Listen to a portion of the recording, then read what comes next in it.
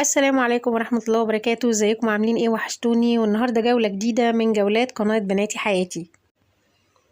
هاخدكم النهاردة في جولة في ملاهي المعمورة الشاطئ. يلا بينا نشوف الجولة ايه الألعاب اللي فيها وايه أسعار التذاكر المتاحة في الألعاب.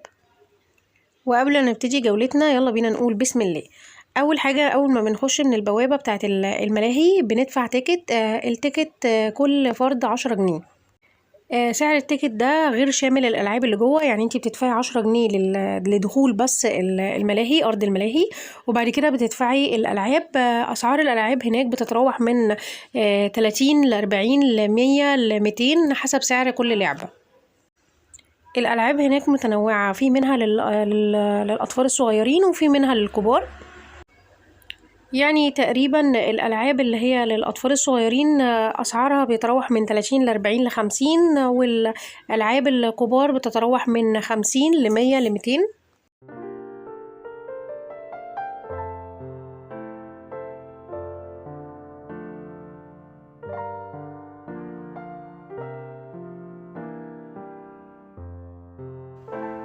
وطبعا عشان احنا في العيد فكانت الملاهي عليها إقبال جامد قوي من الأطفال الصغيرين ومن الكبار برضو.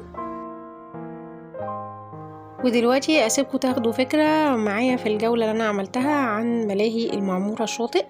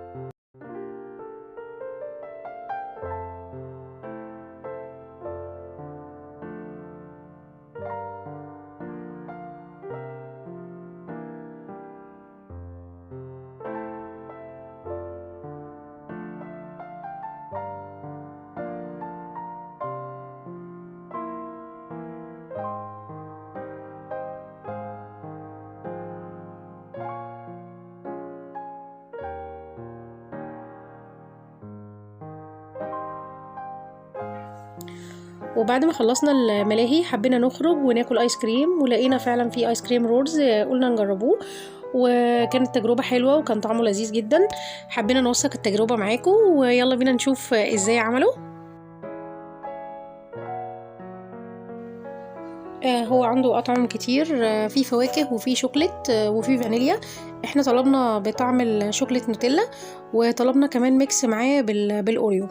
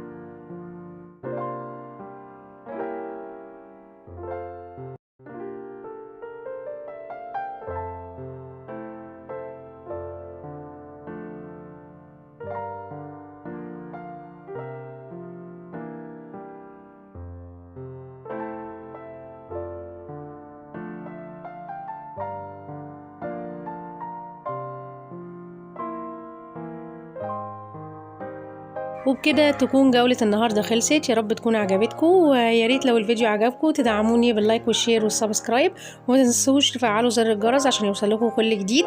وانتظروني في جولة تانية من جولات قناة بناتي حياتي.